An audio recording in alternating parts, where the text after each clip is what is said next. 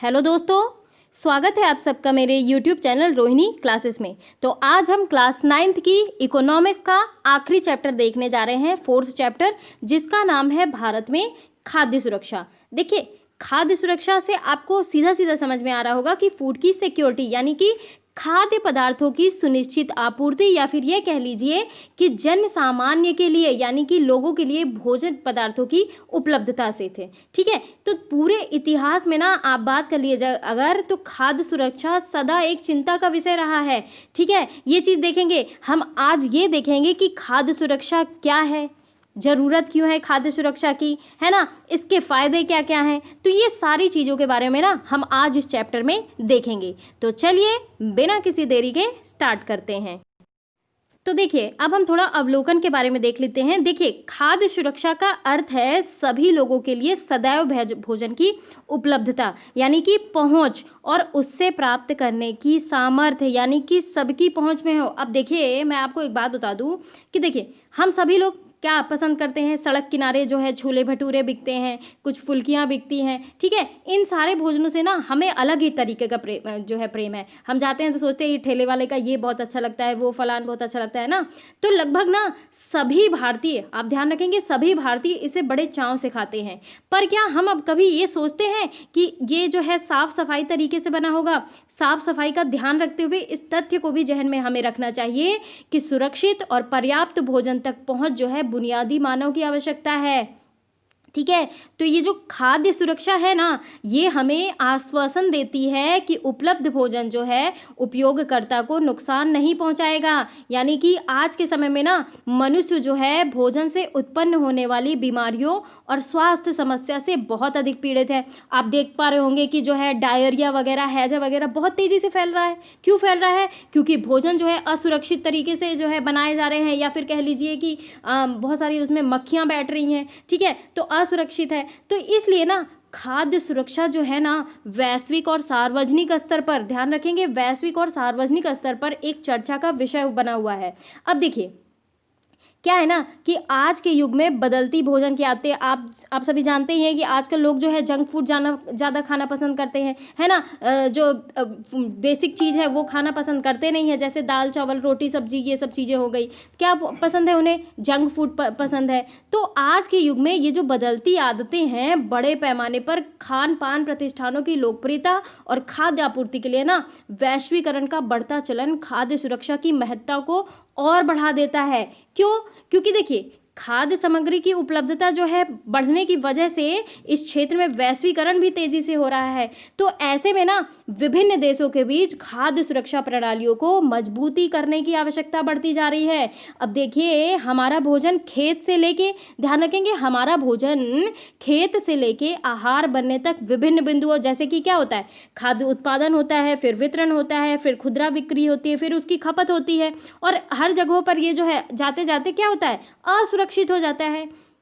तो यही कारण है ना, ध्यान रखेंगे, यही कारण है कि WHO, ध्यान रखेंगे, वर्ल्ड हेल्थ ऑर्गेनाइजेशन, WHO ने जो है भोजन के सुरक्षित होने के कुछ क्राइटेरिया डिसाइड किए हैं। तो WHO खेत से लेकर आहार बनने तक ना खाद्य सुरक्षा को सुधारने के प्रयासों को बढ़ावा दे रहा है, ध्यान रखेंगे। और विश्व स्वास्थ्य दिवस जो हर साल, ध्यान रखेंगे, 7 अप्रैल, ध्यान रखेंगे, 7 अप्रैल को विश्व स्वास्थ्य दिवस मनाया जाता है, और प्रत्येक वर्ष एक विशिष्ट विषय वस्तु पर विचार विमर्श किया जाता है। ठीक है, तो ध्यान रखेंगे। आगे बढ़ते हैं। देखिए, क्या है ना कि खाद्य सुरक्षा का मतलब जो है ना सिर्फ ये नहीं है कि खाद्य जो है वो सुरक्षित हो, उसे प्राप्त करने की सामर्थ्यता भी हो। अब देखिए, कोई भी ट्रेजेडी आती है तो भुगतना किसको पड़ता है? गरीब को, निर्धन को। तो जब भी अनाज के उत्पादन या फिर उसके वितरण में समस्या आती है तो किसको सहना पड़ता है? निर्धन को। अरे मैं क्या बताऊं, अगर खाद्य सुरक्षा की ही बात नहीं, इस समय आपको मैं बता दूं कोविड-19 का दौर चल रहा है। अब ये मैं आपको बता दूं कि ये आया तो चाइना से है ना, विदेशियों से आया है। तो इसे जो है, जो फ्लाइट से चढ़ने वाले लोग हैं वो लाए हैं। लेकिन आज परेशानियों का मुकाबला किसे करना पड़ रहा है? गरीब को, निर्धन को। वो 2 पैसे के मोहताज हो गए हैं, जो अलग अलग शहरों में गए थे, मजदूरी पे काम कर रहे थे, तो क्या वो अपने घर वापस लौट के आ गए हैं? उन्हें राशन पानी नहीं मिल रहा है। तो मैं ये आपको बता दूं कि चाहे जो भी आर्थिक मंदी आती है, तब भी गरीब भुगतता है, कोविड आया तब भी गरीब भुगत रहा है, खाद्य उत्पादन अगर सही से नहीं हो रहा है तब भी गरीब भुगत रहा है, सूखा आया तब भी गरीब भुगत रहा है, बाढ़ आई तब भी गरीब भुगत रहा है। ऑल टोटल कुल मिला के मेरा कहने का मतलब ये है ना कि हर चीज़ जो है गरीबों को ही भुगतनी पड़ती है। ठीक है, ये चीज़ ध्यान रखेंगे। तो खाद्य सुरक्षा जो है ना, सार्वजनिक वितरण प्रणाली, कभी कभी इसका फुल फॉर्म भी पूछ लिया जाता है, PDF, तो पब्लिक डिस्ट्रीब्यूशन जो है सिस्टम, सॉरी PDS प्रणाली कहा जाता है इसे, जो है पब्लिक डिस्ट्रीब्यूशन सिस्टम, और शासकीय सतर्कता और खाद्य सुरक्षा के खतरे की स्थिति में सरकार द्वारा की गई कार्यवाही पर निर्भर करती है। अब हम ये जानने का प्रयास करेंगे कि खाद्य जो है, खाद्य सुरक्षा की परिभाषा क्या है। अब देखिए, अगर मैं बात करूं खाद्य सुरक्षा की ना, तो खाद्य सुरक्षा को एक ऐसी प्रक्रिया के रूप में वर्णित किया गया है ना, जिसमें भोजन को विशेष तरीके से संग्रहित करने, तैयार करने और नियंत्रित करने में किया जाता है। क्यों? क्योंकि भोजन के कारण होने वाली बीमारियों को रोका जा सके। ठीक है, ये चीज़ ध्यान रखिएगा, है ना। और अगर भोजन या फिर खाद्य को इसके इच्छित उपयोग के अनुसार बनाया गया या फिर उपभोग किया जाए, तो ये जो है उपभोक्ता को जो है किसी प्रकार की हानि या बीमारी नहीं फैलाएगा। सामान्य तौर पर मैं ये कहना चाहती हूँ कि खाद्य सुरक्षा का मतलब होता है ना, तीव्र या चिरकालीन, यानी कि बहुत जल्दी खतरों की उपस्थिति को सीमित करना। क्या करना?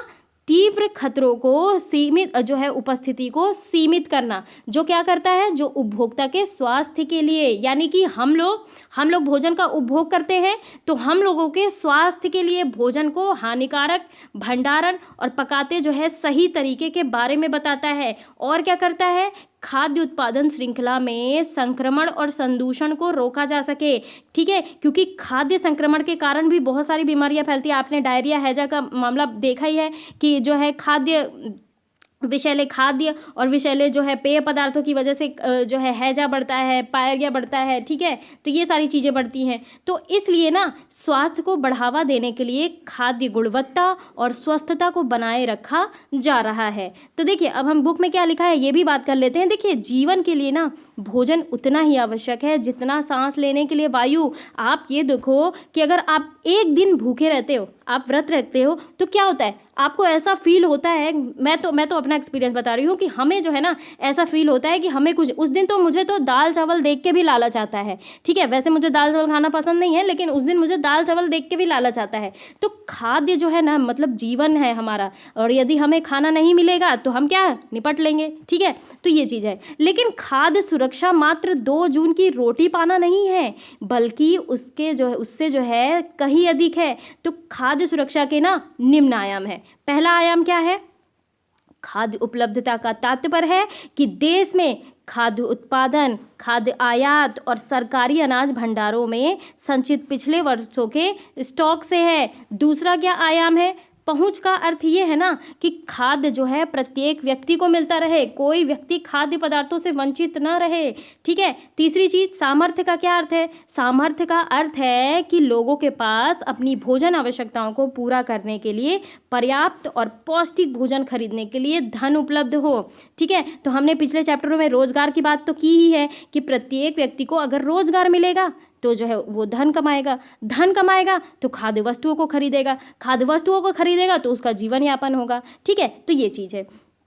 तो किसी देश में ना खाद्य सुरक्षा केवल तभी सुनिश्चित होती है ना जब सभी लोगों के लिए पर्याप्त खाद्य उपलब्ध हो। अब देखिए, खाद्य की उपलब्धता ही नहीं होगी तो सभी लोगों के पास तो भोजन पहुंच नहीं पाएगा, ये चीज़ है। तो सभी लोगों के पास स्वीकार्य गुणवत्ता के खाद्य पदार्थ खरीदने की क्षमता हो, यानी कि स्वीकार्य गुणवत्ता वाले खाद्य पदार्थ जो है विषैले ना हो। ठीक है, तो हमारा खाना जो है सुरक्षित हो। ठीक, और क्या है? खाद्य की उपलब्धता में कोई बाधा नहीं हो, यानी कि खाद्य जो उपलब्ध हो हमें वहाँ तक की पहुँच के लिए हमें कोई बाधा ना हो।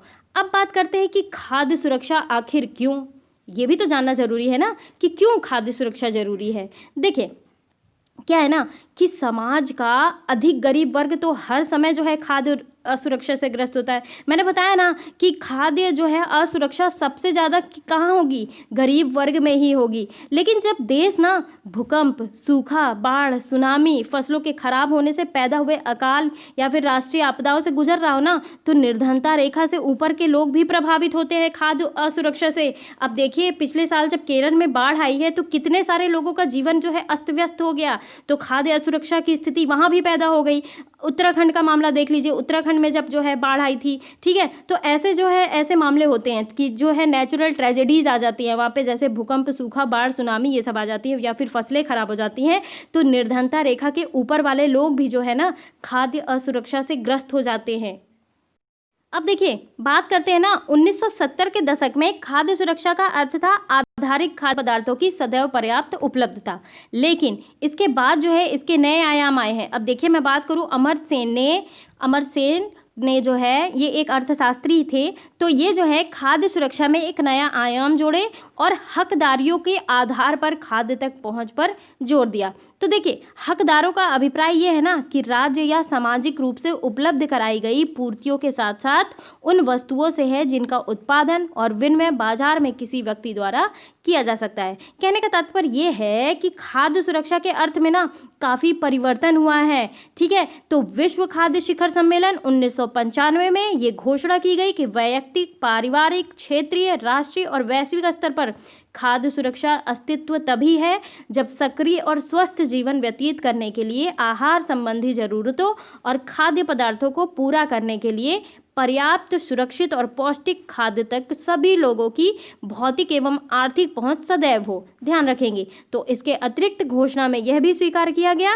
कि खाद्य तक पहुंच बढ़ाने में निर्धनता का उन्मूलन हो जाना परम आवश्यक है।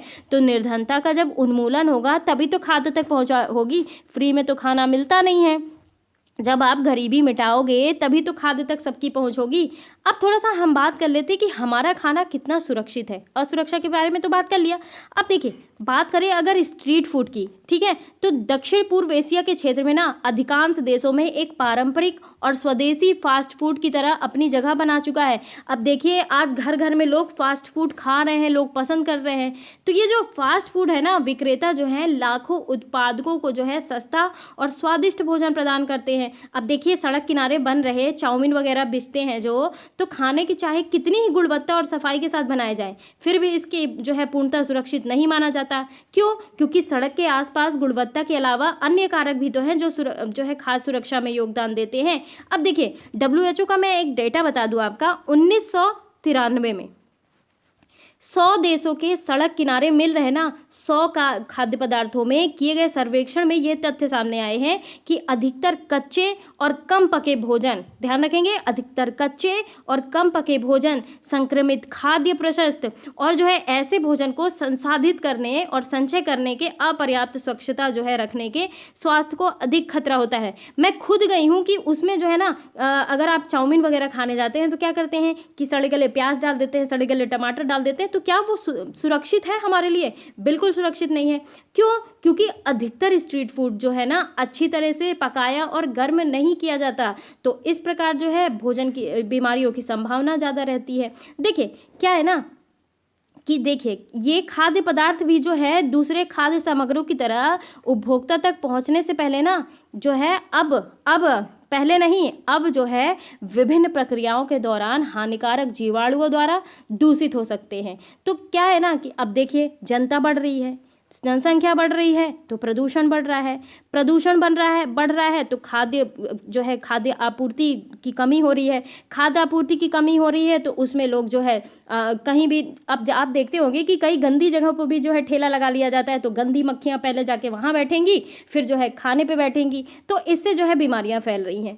अब देखिए, अब मैं आपको एक उदाहरण के रूप में दस्त बीमारी के बारे में थोड़ा बता दूं कि दस्त, ठीक है, दस्त एक ऐसी घटना जो है मानव जीवन का पर्याप्त नुकसान कर सकती है। अब देखिए, दस्त रोग जनकों के कारण ना उत्पन्न हुई सबसे आम भोजन जन्य बीमारी है ये जो दस्त है, ठीक है। तो ये जो बीमारी है ना वे खाने के द्वारा या फिर पीने के द्वारा, यानी कि पीने का पानी अगर दूषित है या फिर खाना दूषित है तो ये बीमारी हो सकती है। तो इसमें ना ज़्यादातर बच्चे होते हैं। कौन होते हैं? बच्चे होते हैं। तो रासायनिक या विष संदूषण से जो है ये तीव्र या फिर चिरकालिक रोग आदि हो सकते हैं। तो ये चीज़ ध्यान रखेंगे। अब देखिए, किसी आपदा के समय खाद्य सुरक्षा कैसे प्रभावित होती है, इस पर भी हम चर्चा कर लेते हैं।